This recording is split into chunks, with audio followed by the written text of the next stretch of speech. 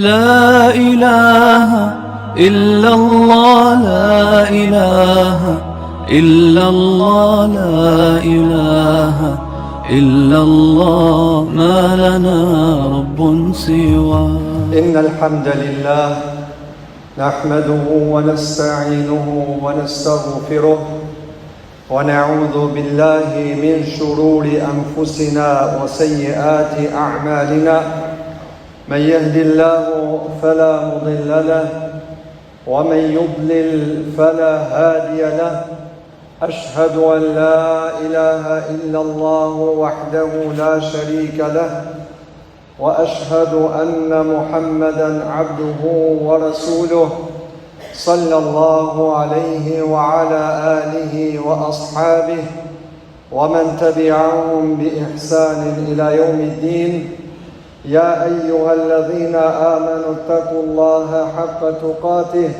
ولا تموتن إلا وأنتم مسلمون يا أيها الذين آمنوا اتقوا الله وقولوا قولا سديدا يصلح لكم أعمالكم ويغفر لكم ذنوبكم ومن يطع الله ورسوله فقد فاز فوزا عظيما وبعد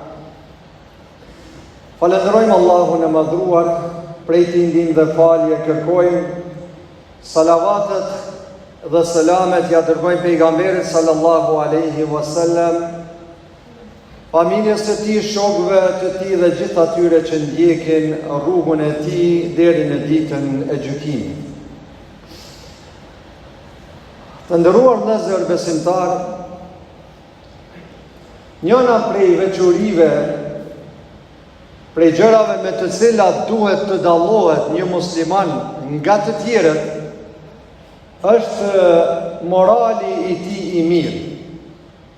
Sjelljen që duhet ta ketë në raport, sjelljen e mirë që duhet ta ketë në raport me të tjerët. Besimtari me moral të mirë, me sjellje të mirë, dallon lart dhe ngritet lart në grada për nga ai I cili e kalon ditët me agjërim e netët me namaz natë. Po ashtu na ka tregu pejgamberi sallallahu alaihi wasallam se njeriu I cili ka moral të mirë, sjellje të mirë, edukat të mirë, është më së afërmi me pejgamberin sallallahu alaihi wasallam në ditën e Kiametit. Duhet ta ditë secili prej neve të nderuar vëllezër se ne si njerëz, ne besimtarët si njerëz, përveç që jemi të urdhëruar të bëjmë vepra të mira, të kemi moral të mirë dhe sjellje të mirë, ne me vete bartmi edhe islamin tonë. Kudo që jemi, me këtë që takohesh ti, me vete bartmi edhe mesazhin e islamit si musliman. Dhe ndoshta në bazë të veprimeve tona na gjykojnë njerëzit edhe fenë që e kemi, sepse s'ka njohuri më shumë për fenë. Ama ti si musliman je përkthys I asaj që ti e kije prej moralit tanë. Nëse ki moralin e mirë, do të lakmon për fenë që e kije. Nëse ki moralin jo të mirë, sjelljen jo të mirë, ndoshta nga mosbija ajo është ngjendje edhe me ta fyje fenë, edhe me ta nënçmuar fenë. Andaj është një terminologji në kur spjegohen do thot morali I mirë I muslimanit është një terminologji të cilës I thuhet propaganda apo thirrja në heshtje. Do thot I pa fol hiç mi kallëzu atij se çfarë Islami është feja. Apo çfarë feja është Islami. Një buzëqeshje që ja bën një njeriu gjatë rrugës, ti do thot e paraqet Islamin edhe pa fol fare. e paraqet pasqyrjen e Islamit dhe të mirat e Islamit pa fol fare. Bën propagandë dhe thirrje tek njerëzit pa e thënë asnjë fjalë. Një ndim që ja bën dikujt si musliman, e bën një propagandë të mirë për Islamin pa thirr pa ata hiç në Islam. Një ndim që ja bën një plaku në rrugë, një njeriu që ka nevojë çatë ku je. E bën ti një propagandë të mirë, një thirrje të mirë për Islamin pa e qit asnjë fjalë hiç. Allahu Gjelle Gjelalu në realitet në ka tërheq vërejtjen që muslimani duhet të bëj përputhshmëri mes fjalëve të tij dhe veprave të tij. Nuk guxon muslimani në asnjë mënyrë që ta thotë, dhe nuk është në rregull që ta thotë atë të cilën nuk e vepron, dhe e kundërta pashtu nuk bën muslimani që të veprojë me diçka që ka bën kundërshtim me fjalët e tij. Ja ayyuhalladhina amanu lima taquluna ma la taf'alun. O ju që keni besue, pse e thoni atë që nuk e punoni? Pse bëni propagandë për atë që ju nuk e veproni? Kabura maqtan 'inda Allahi an taqulu ma la taf'alun. Është e urrejtur tek Allahu Gjelle Gjelalu që ta thot besimtari atë të cilën nuk e vepron. Modeli më i mirë i kësaj thirrje që ne po i themi, që është për çdo njërin prej neve, thirrje në heshtje, me i kallëzu dikujt na fen tonë Islamin, të mirat e Islamit ti tu hesh vetëm me veprimet tona, tua. Model dhe shembulltyr në këtë ka qenë pejgamberi sallallahu alaihi wasallam. Pejgamberi të nderuar vëllezër besimtar nuk ka njoft banorët e Mekës, ende po u pejgamber, nuk ka njoft banorët e Mekës ndonjë njeri më të sinqert se pejgamberi, se Muhamedi. Nuk ka njoft ndonjë njeri më besnik se sa Muhamedi. Nuk ka njohë ndonjë njeri me moral të lartë se sa Muhamedi. Ai veprante, ai para se të fliste veprante. Ata që këshillonte dikan ishte i pari i cili e realizonte. Për këtë banorët e Mekës, pejgamberin sallallahu alaihi wasallam, qysh kur ka fillue mosha e tij rinore me veprimet e tij, me moralin që e ka pas, e kanë quajtur me një term të veçantë, el emin, besnik, i sinqert, korrekt, njeri me këtë veçori, me këtë veti kaq të lartë, me qenë njeriu besnik. Dhe tjetra, kur i ka ardhur shpallja pejgamberit sallallahu alaihi wasallam, dhe kur kthehet pejgamberi nga shpella Hira, don lajmet e para se ti do të jesh pejgamberi i Allahut, me fjalë që ja zbriti Xhibrili, lexo, mëso, studio në emrin e Zotit që ka kriju çdo gjë. Pejgamberi kur e pa Xhibrilin në formën e tij reale, e ka ploj një dridhje dhe shumë i frikuar, i trishtuar, u kthy në shtëpinë e vet.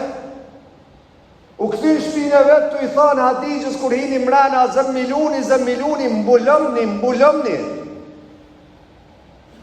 Dhe Hadixha i thotë, çka ndodhi me ty o Muhammed?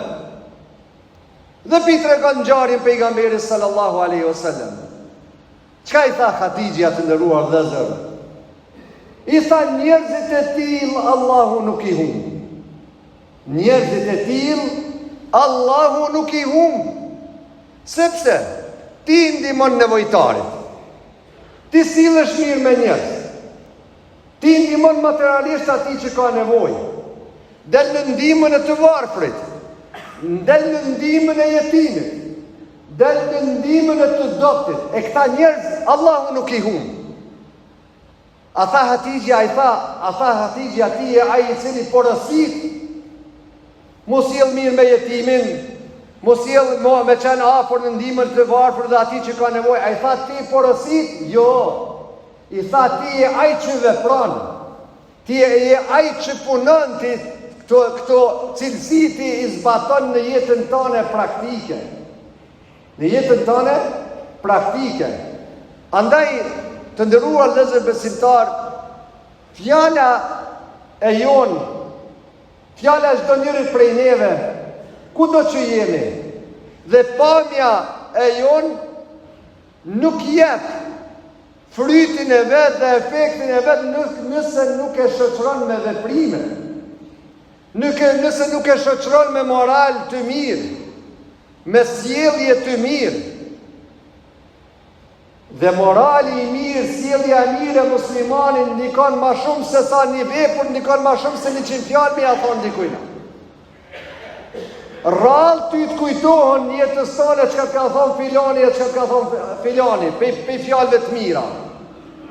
Mirë, po shumë shpesh të kujtohen momentet e ndryshme, çastet e ndryshme, veprimin që e ka bërë dikush, nuk e harron ato kurrë. Nuk e harron ato kurrë. Dhe se veprimi ndikon më shumë se fjala është edhe ngjarja e Hudejbijës. Një ngjarje që ka ndodhur në kohën e pejgamberit sallallahu alaihi wasallam, që edhe njihet si marrëveshja e Hudejbijës. Pejgamberi sallallahu alaihi wasallam në vitin e 6 Hijri tu bën shokët e vet, 1400 prej shokëve të pejgamberit, edhe vendosin me shku me vizitu Qabën. Hala tu kon Medina, hala pa e çliru Mekën. Vendosin me shku me vizitu e Qabën. Normal, lajmi madh, publikisht ka thirr pejgamberit, lajmi madh dhe lajmi i gëzueshëm shumë, sidomos për ata që e kishin lënë me lindjen e kishin lënë Mekën. Po shkojnë, edhe për vizitojnë Qabën, edhe për bojnë omrën, edhe mu kthy prap. I papritur ky lajm dhe shumë i gëzueshëm për shokët e pejgamberit sallallahu alaihi wasallam. Kur arrin të nderuar vëllezër në vendin që quhet Hudejbije, afër në periferi të Mekës apo disa kilometra larg nga Meka, jo besimtarët i dhujtarët e Mekës ndëgjojnë se pejgamberi është nis me shokët e tij për me vizitue Qabën, me bo omrën. Dalin disa prej idhujtarëve kokat e tyre, paria e tyre, dhe dalin thojnë, na nuk të lejojmë me hitin Mekën Qabën. Por ndryshe kemi bo luftë. Andaj zgjidhja është që ta bëjmë një marrëveshje mes neve dhe mes teje, Muhammed. Prej pikave të marrëveshjes ishte që këtë vit mos ta bojnë numrën, mos ta vizitojnë Qabën Muhamedi me shokët e tij, kthehet mbrapa e vitin e ardhshëm me bën këtë vizitë. Para mendonin që ta i gëzimi shokëve të pejgamberit, mallëngjimi për vendlindjen për vendin e vet, për Qabën e bekuar, nuk e pritën këtë lajm mirë. Shumë të mërzitëm, shumë të pikëllum për këtë lajm. Pejgamberi e vendosi marrëveshjen, e në nshkrujti marrëveshjen, këtë vit nuk ka omre. Edhe për ju thot pejgamberi sallallahu alaihi wasallam, i kështin marrë do kurbana me vete, por do thot me i preje, për ta bojnë omrën, si që është do thot prej dispozitave të omrës dhe të haxhit. Edhe thot pejgamberi sallallahu alaihi wasallam, kthen mbrapa shokëve të vet. Thot preni kurbanat dhe qëthni flokët, runi flokët, edhe për kthehen mbrapa. Asë njani prej shokëve të pejgamberit nuk lëviz. Pejgamberi për urdhënon, preni kurbanat se s'ka umre në këtë vit. Asë njani nuk lëviz. Gjithë kokun ullur të poshtë, të mërzitur dhe të pikluar, pejgamberi sallallahu alaihi wasallam hyn në shtëpi, në tendën e vet, në çadrën e vet, ku ishte edhe bashortja e tij Ummu Salama. I thot i mërzitur pejgamberi. I thot ja Rasulullah, çka ki? I thot pejgamberi sallallahu alaihi wasallam, marrveshja është mu kthye këtë vit, mos me bë omrën. Ndërsa shokët e mi nuk po ndëgjojnë fjalën tëme. As kush nuk po e pren kurbanin, e as nuk po i çehet flokët. Shka i tha Ummu Salama, ja Rasulullah, dil ti i pari nisja kësaj pune. Dil ti i pari në veprim, prej e kurbanin tanë, prej flokët e tua, e ta shojnë çka po veprojnë shokët e tu. doli pejgamberi sallallahu alaihi wasallam dhe e bani këtë veprim, fillun me njëherë shokët e pejgamberit sallallahu alaihi wasallam që të shpejtojnë në zbatimin e fjalës pejgamberit kur e pan edhe veprimin e pejgamberit sallallahu alaihi wasallam. A shihni që veprimi është më i rëndësishëm për besimtarin dhe më shumë bën propagandë dhe më shumë bën reklam se sa një fjalë që ti e thue. Njani prej imamëve në dikun në Perëndim, kur hyp në autobusin lokal urban, edhe e merr biletën tek shoferi edhe ulet në një karrikë.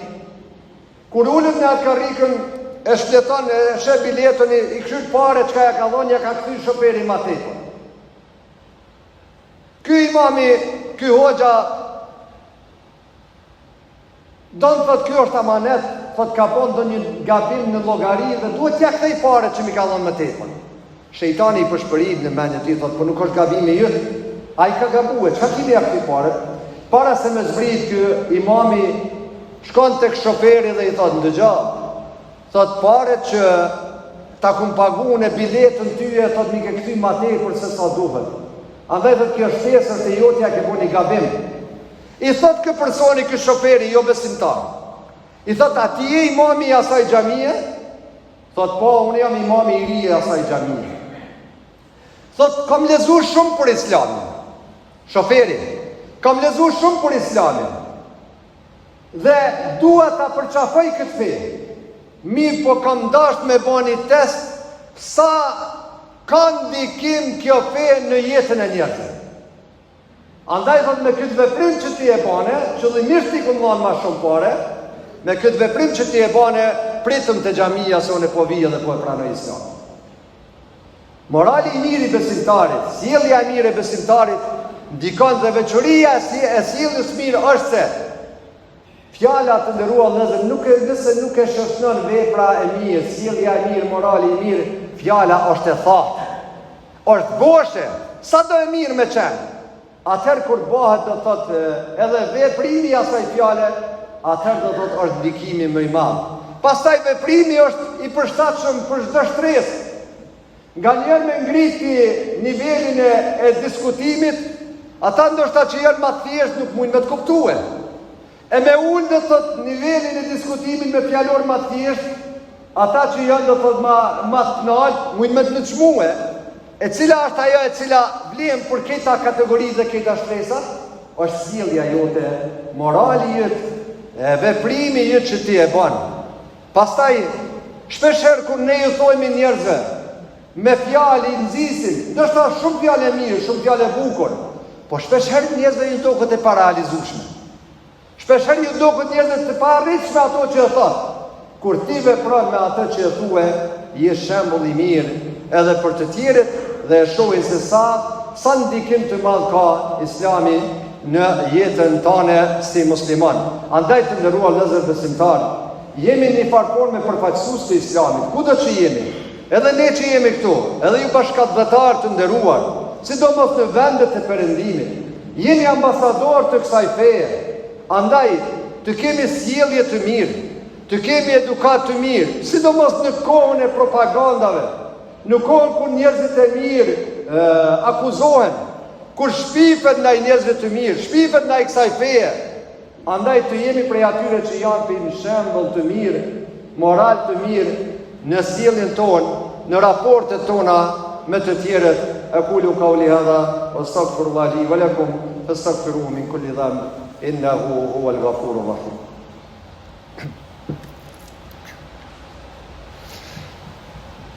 الحمد لله والصلاة والسلام على رسول الله وعلى آله وصحبه وسلم تسليما كثيرا إلى يوم الدين وبعد. إن الله يأمر بالعدل والإحسان وإيتاء ذي القربى وينهى عن الفحشاء والمنكر والبغي يعظكم لعلكم تذكرون وقوموا إلى صلاتكم يرحمكم الله. لا إله إلا الله لا إله إلا الله لا إله إلا الله ما لنا رب سواه.